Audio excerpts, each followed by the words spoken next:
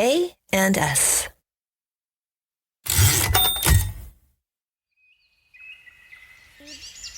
Sebastian found another dog playing, and he started playing with that dog. I imagine Amanda Carrico wrapped in the root structure of a willow, looking up into the panoply of green.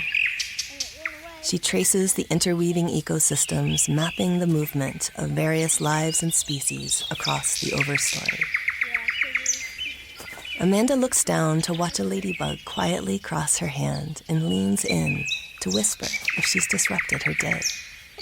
Racing home, young Amanda bursts through the door to tell her parents the connections that she, in this small moment, has seen and wants to someday understand.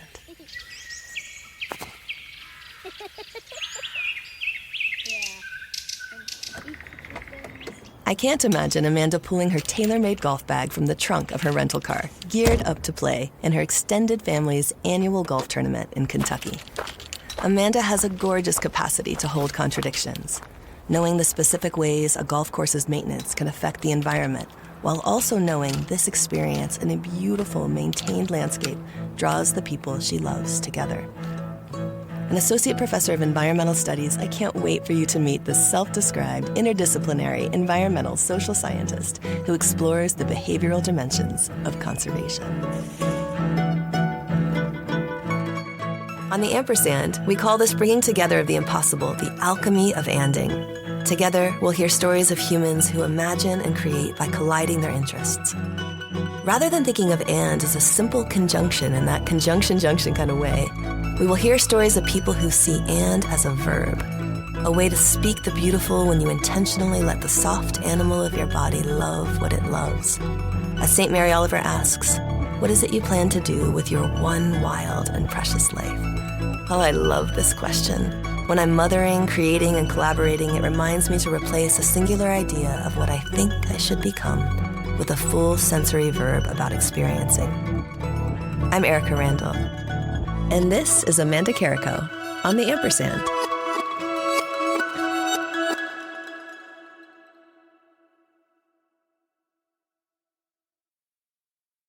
I mean, I grew up around golf courses. My father was like a big golfer. Seriously? And it's like an important recreational activity in my family. In fact, my family gathers every year for family reunion. I come from this massive Catholic family. That's me too. There were 36 and we were half there. Okay. Yeah. My dad is one of 13. I have like one 50 of 8 cousins. Yeah, 77. And they have a Carrico family golf tournament every year. So there is like a little romanticism with it, like the smell of the golf course. Yeah, you know that's when the setting of the sun. Yeah, I think we grew up with these landscapes around us, and we take them for granted, and we just get used to them. But once you sort of kind of really think critically about like what did it take to produce this landscape and that shade of green, right? Yes. Which is Not a normal. really intense shade. It's beautiful. Yeah. Like pleasant to the eye. But what did it take to create that shade of green? And oh, interesting, you don't see that shade of green in many other places in the world, right? So it does make you kind of reflect on, Did you what's ask happening. those questions when you were younger? Did you go from this lawn that looked like this kind of earthiness in Kentucky to now this kind of Technicolor green? Did your brain start to make connections like that? That's a good question. I mean, I think I was lucky to grow up. I grew up in the city, but my family's roots were all in rural spaces. And so I was lucky.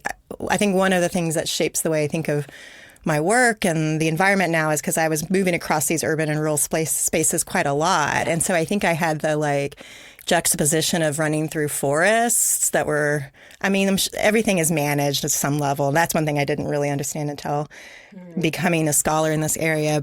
But running through forests that are more untouched versus running through these manicured lawn spaces or, kind of golf courses, these highly, highly managed spaces. And I think I remember feeling like kind of in awe of these more natural spaces and drawn to them. And they felt like places you could relax and explore more. And so I think there's no touch rule where the others have. Yeah, there's more rules there. And so I guess I on some level, right, in the way a child maybe does. Yeah, I would say so. And what you wear. Yeah, and how you can get dirty. My kiddo and his cousin had their country club costumes on, their Dockers that we got from the Goodwill, and they had, and they were holding their glass like this, and they were performing that role, and they wanted to go outside so badly and explore, and they were getting the don't do it, and then they go back to my cousin's house where he lives on a mucky creek and these gorgeous trees, and there's a groundhog that comes out, and it just that difference and how you feel your body and then how you feel your mind and the liberation that comes. And the city that you grew up in, which city was it? Louisville, Kentucky. Oh, so you were right there. Okay. Bourbon capital of the world. Yes, ma'am. That's so good. My cousin we were staying with, they also have a bourbon club. So they will want to visit your family and go to the Carrico Golf tournament. Does it still happen? Oh, yes, it still happens. Yeah. The family, I mean, my father passed earlier this year. So, and lots of my aunts and uncles are now, but it's still going strong. And it's like a new generation sort of trying to figure out how to claim this and keep it moving forward. But I think we're going to do it. I mean, I think we've got some pretty awesome people who are committed. The next gen. Yeah. But you don't sustainability shame them? No. You don't? No. And I have strong feelings about that. Yeah. Talk to me about that. Like you mentioned, this lawn project was a really lovely collaboration that started when I was in Nashville, Tennessee, actually a postdoc at the time. Anyone who's spent time in the American South knows that lawns are a big thing. It's the sort of backdrop to Southern life. Yeah. And the red carpet, in a way, right? The green carpet that shows a certain status. And all over the country, but I think in this... Maybe I'm biased in that way just because having spent so much time there, but it does feel like a really important part of the culture. And there was, in the question that stimulated this work was from the city of Nashville, which there's a lovely creek that runs through the city of Nashville called Richland Creek. The watershed sits in largely an urban space. It's got some really unique species, including this rare salamander species and these other neat little critters that no one would ever know about unless they took the time to learn about them. Yeah. But they were under threat because there's so much urban runoff moving into that creek that threatens the quality of the water. And one of the main sources of that pollution is fertilizer. And so the city said, hey, can we explore this? Like, what can we do to protect the health of this creek and possibly change some of the behaviors in this urban space that are leading to that?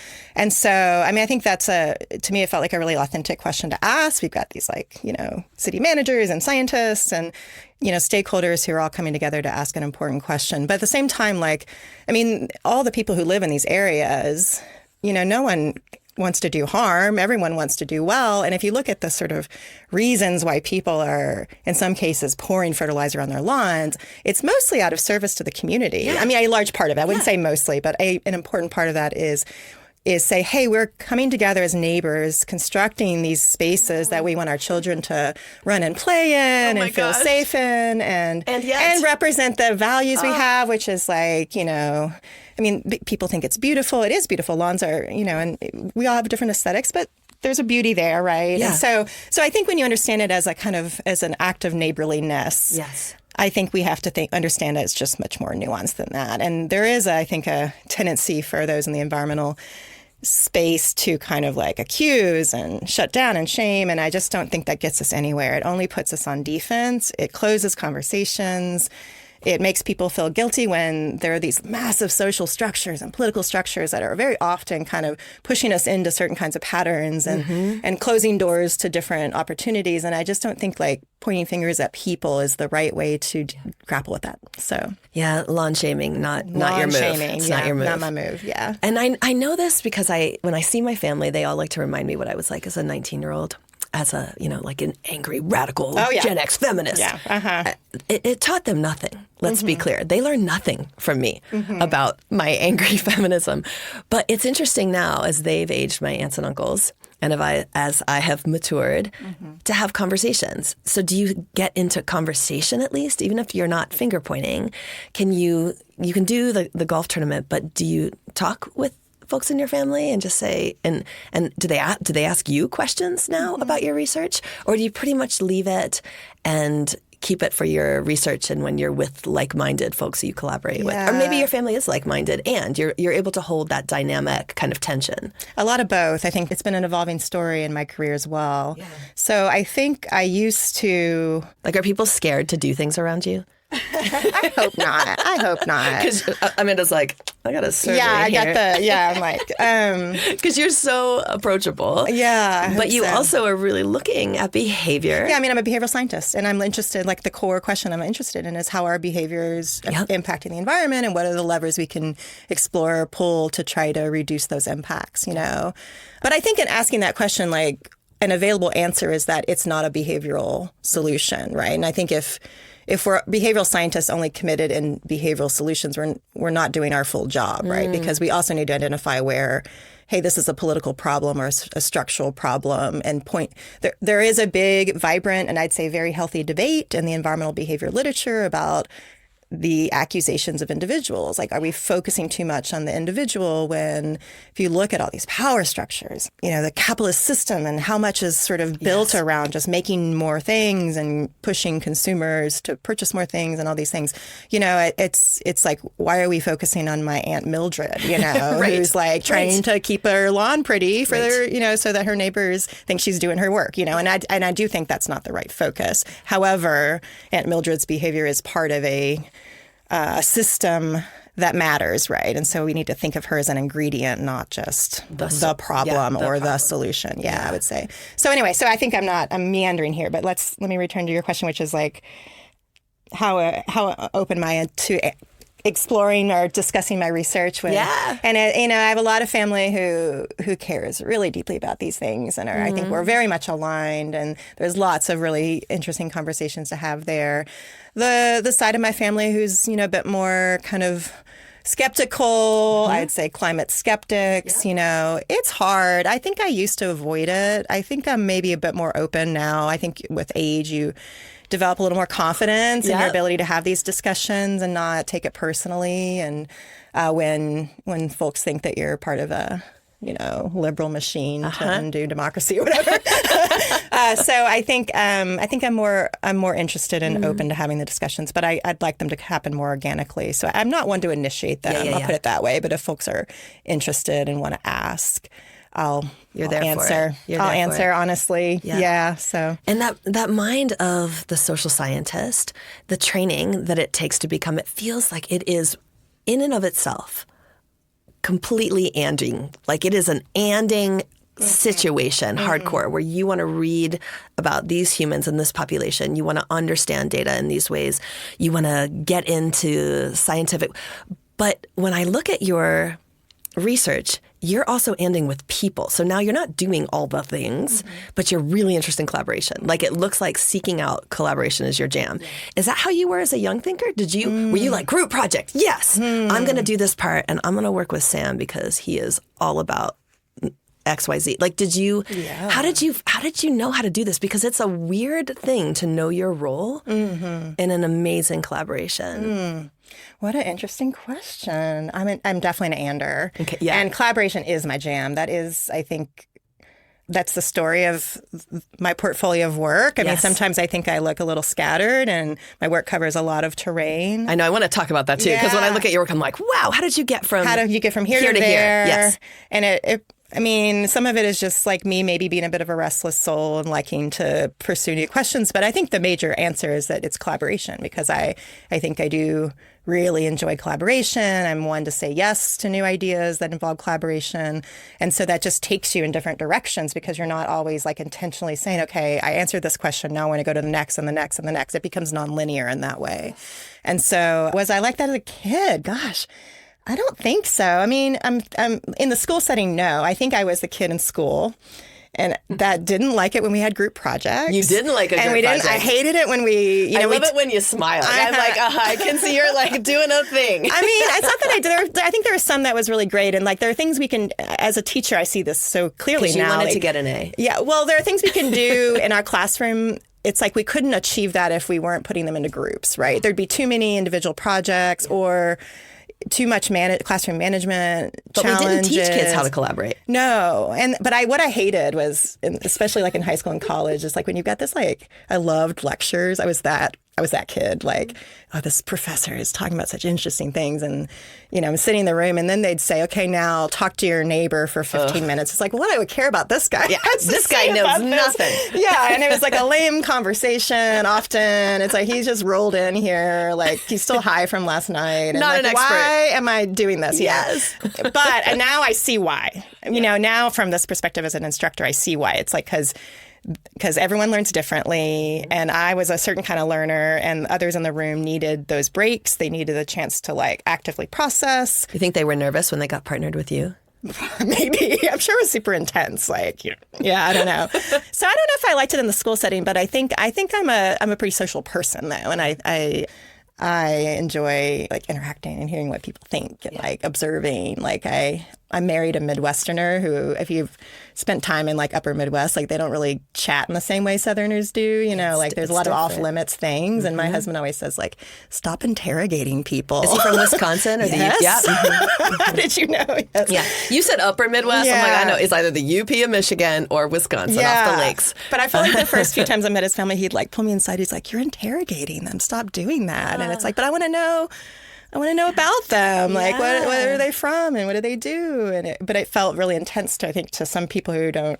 So that's your survey. So maybe that's why. Maybe that's where it all Mm-hmm. comes from. I think it's more that and a little maybe different learning style, but more of a social affinity. Yeah, So. and super curiosity. And so kind of the way that you fell in love with professors, did you or do you also fall in love with researchers? So you might be looking at someone's work and go, oh my gosh, Yes. I have got to get in a project. Yes, Yeah. I'm a total fangirl. You totally, yeah. I am yes. so too, yeah. There are just people who you read their work and you're like, wow, like they just, the way they talked about it, the way they approached it, the way they communicate its value just really lands with you. And I think I will find myself, I want to read more, see what they do or figure out what's going on there. And there are these people that just take these fascinating paths and, and I think in interdisciplinary sciences, I don't know, this is where I approach it from because I was trained as a psychologist. I did my PhD in psychology. Oh, really? Yeah. Mm-hmm. Yeah, and social and environmental psychology. And it was a great foundation for me. Yeah, I mean, it tracks in a lot of ways. Yeah, but however, I should say and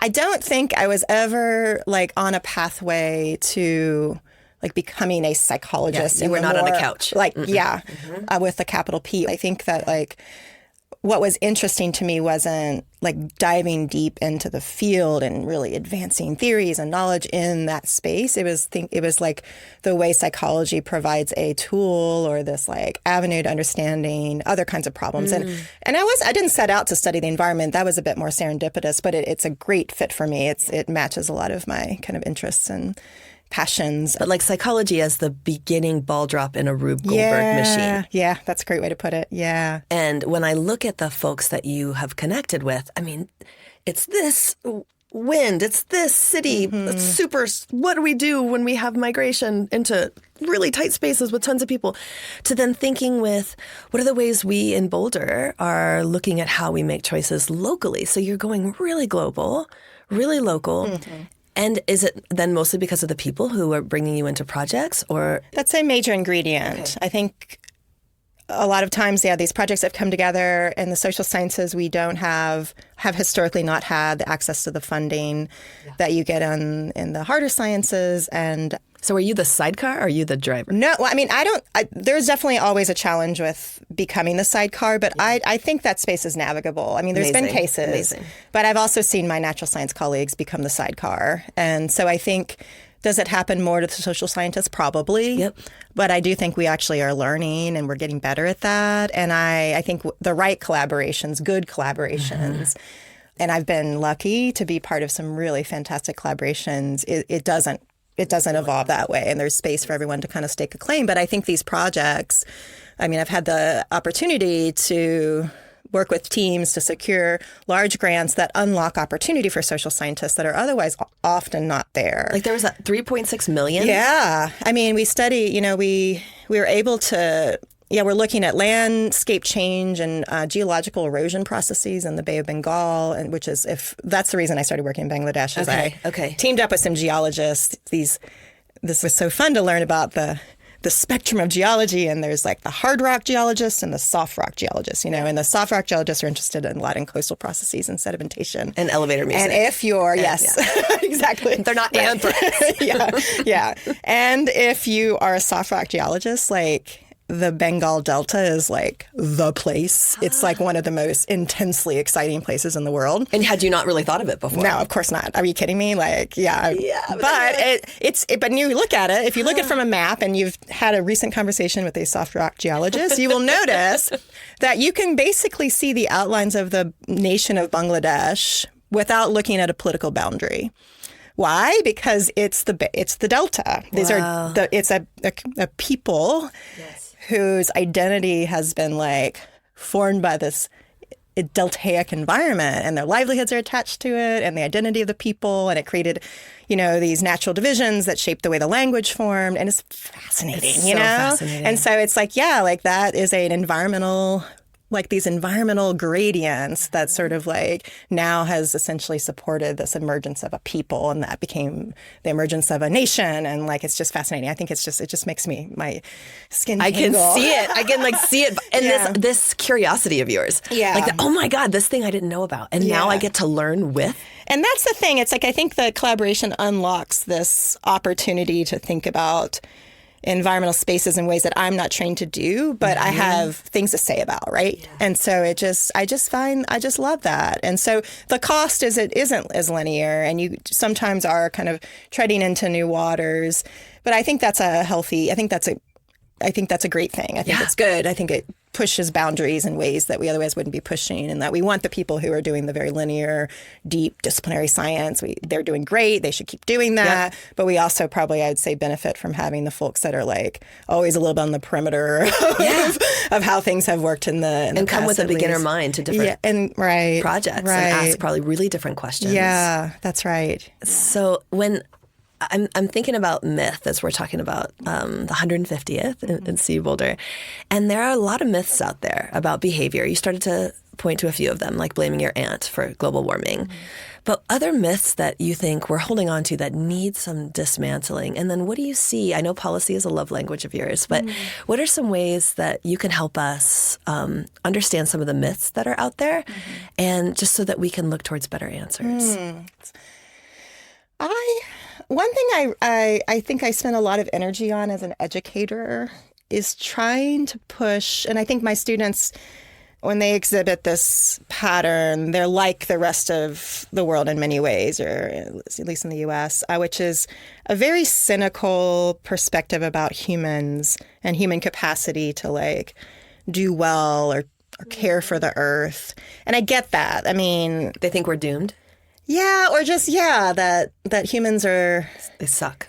We're doomed. That's right.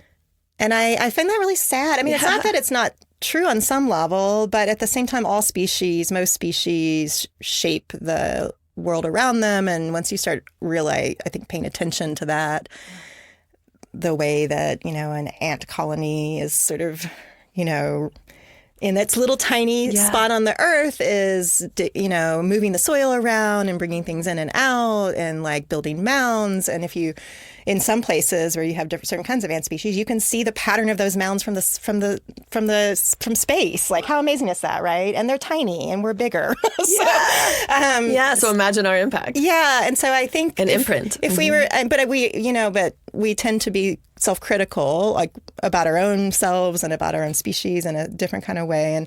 And there's been a lot of damage and destruction, and it's hard not to sit in this moment, what is it, April 23rd, 24th, with all this stuff happening around us in the world and not feel pretty scared and cynical. So I get that. But at the same time, I also think like, what other species like enacts protections for another species, or like, we build these massive institutions all about caring for other things. And we may not be, there's open questions about whether the way we execute that care is the right or wrong way and what the values are. But I think people, like if there's anything that describes the human condition, is that we most of the time spend a lot of energy and effort to care for things that are not directly beneficial to ourselves. And so anyway, I think the myth about just sort of the cynical, like destructive human, I think is not a healthy thing. And I worry about young people being kind of acculturated into that narrative. How do you get them to care? What's your move? And they do care, but I just worry about their exexhaustion and like or get them to see caring. Right. Or just think of like certain things as being off limits. Like if the kind of human race or the human, if humanity is this barrier, not this opportunity, that seems like a sad way to launch a career. And so I don't know. I think I spend a little more time maybe than I used to trying to celebrate some success stories. In my classes, I try to sort of like, look, this was successful. Did it solve the problem? No. Did it make meaningful impact? Yes. So let's learn from what worked. Let's learn from why it wasn't a complete solution, but few things are, right? And I think trying to encourage people to think about wins and losses rather than just focus on the losses. Do your students start to pull on their own expertise in ways that you see their superpowers and kind of help name them so that you can better help them collaborate the way we were not taught to? We were just put into groups. God, I hope so. Yeah. I mean, I hope they do. Yeah. I think what you're describing is so important. And yeah, one of the things about college is people have passions and talents and interests, but they don't always have the language on how to describe them and like what the pathways are for leaning into those kinds of talents and interests and whatnot. So I think if I'm able to help open up shine a light on this is what this looks like in a career, or there's an identified field here where you can find like-minded people and learn from their experiences. I mean, we don't have to always do things that have like named pathways, but at the same time, I think sometimes like realizing others have done something very similar to what you want to do is just this really empowering moment. Gives you confidence. And I remember that for me. Yeah, I was going to ask, did you have a mentor? Well, yeah, and mentors? Like the interdisciplinary sort of focus of my work, I think I spent a lot of the second half of my grad school career thinking like, I don't know if this is for me. I don't. All the sort of examples. Not become a waste. Yeah, I mean, I love to learn, but I think I wasn't. I wasn't excited about the more traditional academic career paths in psychology. It just wasn't my jam, right? I can't imagine you not excited. And then.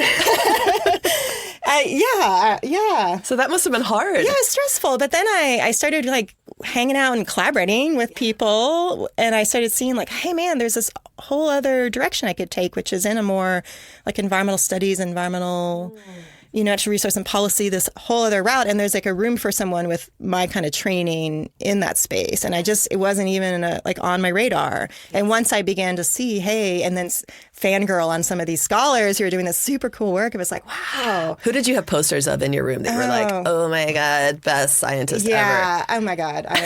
So many people. Yeah. Yeah. Did you write them letters? I remember seeing Tom Dietz's work. He's this amazing guy, Michigan State, and just also meandered so much, but curious and interesting. And his meandering probably was also what drew you to like, oh, it's possible. Yeah, exactly. It's not a line. 100%. Yeah. So I guess in that way I can sort of sympathize with that student that's like, who am I? Like you don't know yet. You haven't met you yet, or the person who's going to bring you into this kind of alchemic response that goes, oh, this is it. Yeah. This is the thing. Do you write policy? Are you part of creation of policy? Are you more about using this love language as a way to draw people to the bigger picture versus stay too pointy fingery? Yeah, I think recommend. Try to offer up insights from the empirical knowledge base. Like, look, this may mean these three things. I guess, I would stop short of thinking of myself as someone who actively constructs policy, although I'm like, I'd love to be in a space where I had that opportunity, but maybe next. And I've been on some really cool committees whose like they are explicitly transboundary or boundary organizations, like the National Academy Committee, where our job was to pull together all this literature and pull out here are the 5 main things that we need to be doing differently in how we train students so that their work is going to affect national policy. Cool. And similar in the behavior and energy it's getting space. More deliberate. So it's like, okay, with the explicit goal of trying to be better at policy making, what can we mine the literature and learn about? Yes. And I think having gone through some of that committee work, which is a fascinating process, and if you're interested in collaboration, those committees are there's so much to learn from how those processes unfold. But I think it has given me it's given me a sense of interest and a sharp attention to what's kind of actionable in the work I do. I was lucky in my postdoc to work with environmental law professor Mike Vandenberg, who spent a lot of his career at the EPA. And so, he just he was so attuned to what the policy angle was. And that was very new to me at the time, but it was a really wonderful learning opportunity. And I love thinking of that as moving from the research and theoretical to the actionable. Yeah. And that is something that we do hear from our students and from our communities. What can I do? Right. Yeah. All right. So we're going to do a thing, and I'm going to ask you what we can do as a species. But I'm going to do it in the quick and dirty. In the quick and dirty, I was telling you a little bit about it in the lobby. The quick and dirty is a game that if you answer wrong, your chair goes through the floor and you're sucked into the molten center of the... No, I'm kidding. There's my gosh. It's not like that at all. The goal is to be quick, and you don't have to be dirty, and to use and. So you're either saying fertilizer and birds, and you're making a litany. Okay. Or you're saying sand traps if you're talking about the golf course because you put and in there. Okay. So you got to try to use it. That's the part that slows you down. Okay. Some people make lists and don't say and it's hilarious. I think a lot of people have lost the quick and dirty by making... Go ahead. When I ask the question, they just say the words and they don't say and they lose because they just forgot to say it, because we're trying to get our brand out there. I'm kidding. No, but it's just to help you think differently. But so the and is you're going to know what to make grammatical sense, the and. 100%. And it's gonna. The questions are here to help you win. Okay. The first question is, what is it that you do to distract yourself from worrying about our planet? A list of things that could have and in them or and between them. Okay. Gardening. And. There you go. Already winning. Digging in the dirt. Yes. In service of gardening. And pottery, ceramics. Is a recent. Yeah, there's a theme here. There is. It's a recent. Working with your hands. I've had. There's something about getting your hands dirty in the mud and the dirt and feeling the earth that I think really is this grounding force. And traveling, I think the perspective that you get from being in places where people aren't like you and being out of your element and not knowing what people are saying around you and just putting yourself out of your comfort zone. I think that's such a healthy thing. Yeah. It's a privilege. Yes. It takes resources, and it's a very, I think, healthy and important experience for people. And it lowers the blood pressure when we're worrying about so many things, and it helps you just care and you get in there. You get a bigger, I think, perspective of the world where all of a sudden your little problems feel small because you've zoomed out. Yes. And you can see the ants. Yes. And you can see the ants. Yeah, exactly. Yeah. Amazing. Okay, next question. That was fantastic. Okay, so I'm winning here? You're totally winning. You're totally winning. Okay, sun death, global freeze, hot planet. You got to pick away the movie plot line is going to go. Who stars in this film in your dream? Everybody's watching Ryan Gosling save the sun. In your apocalypse, Armageddon, the planet's going movie. How do we go? Who saves us? How do we go means what are we afraid of? What's the source of apocalypse? Yeah. What are we most afraid? What's happening in this one? Is it a comet? God. Is it sun death? We need more. What's the microphage or whatever they made up to talk about murdering the sun and Hail Mary? Yeah.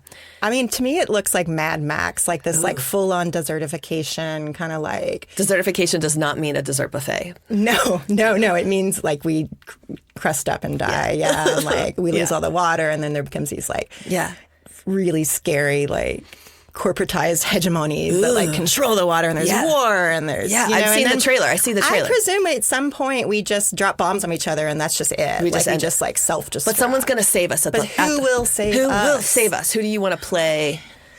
I mean, I kind of have a crush on Oscar Isaac. Okay. I mean, I don't know. He's got this kind of balance between masculinity. Yeah. And the real full-on beard, but also the intellectual. Yeah. And I like to think there's a little intellectual superpower involved, because it's not just going to be through muscle power. So maybe I'll say that. Okay, yeah. I love that thing, girl. That's amazing. I want that movie. What's the movie called? What are we going to call this movie?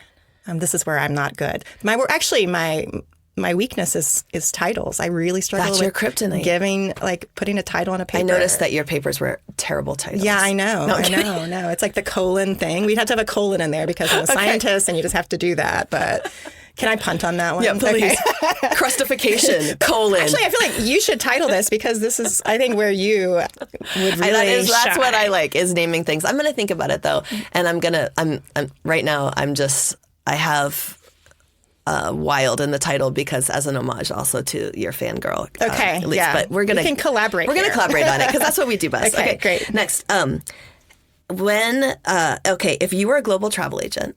Oh, I love that. Yeah. Where would you send people in a warming world?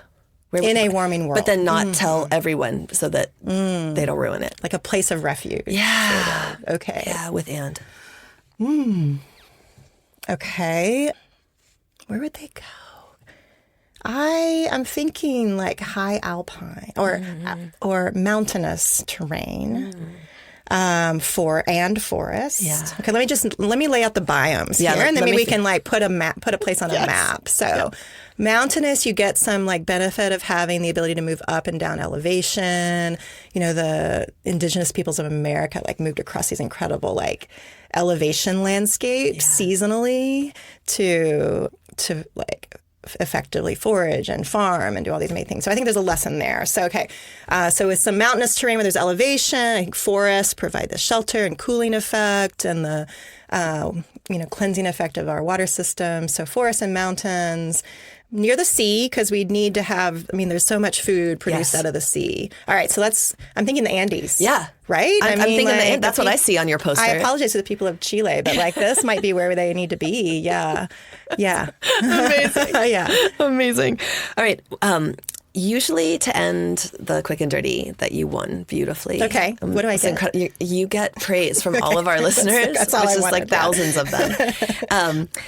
We used to do a blessing, like you were doing a graduation speech. And this season, because we're thinking with the 150th and we're thinking about birthday candles, if you were to close your eyes and make a wish for our planet, for the university, for students, for collaborators, but this wish only comes true if you tell us. Okay. What would this is breaking the wish rules. It's okay, not. I'm on board. Yeah. Okay. That has, and you have to somehow put and in there. Okay. Make a wish.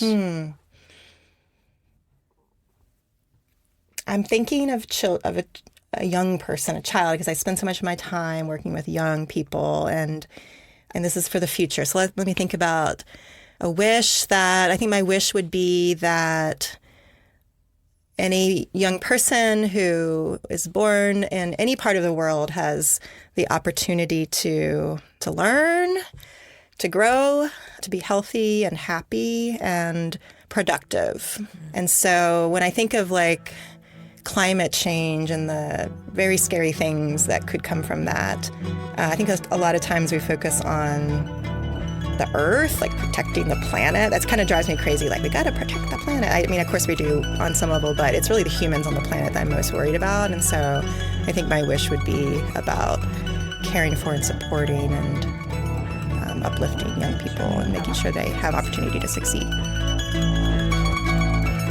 That was Amanda Carrico, Associate Professor of Environmental Studies at the University of Colorado Boulder. For more about Amanda, her research, and her lab, see our show notes. The Ampersand is a production of the College of Arts and Sciences at the University of Colorado Boulder. It is written and produced by me, Erika Randall, and Tim Grassley. If there are people you'd like us to interview on the Ampersand, do please email us at asinfo@colorado.edu. Our theme music was composed and performed by Nelson Walker, and the episodes are recorded at Interplay Recording in Boulder, Colorado. I'm Erika Randall, and this is the Ampersand.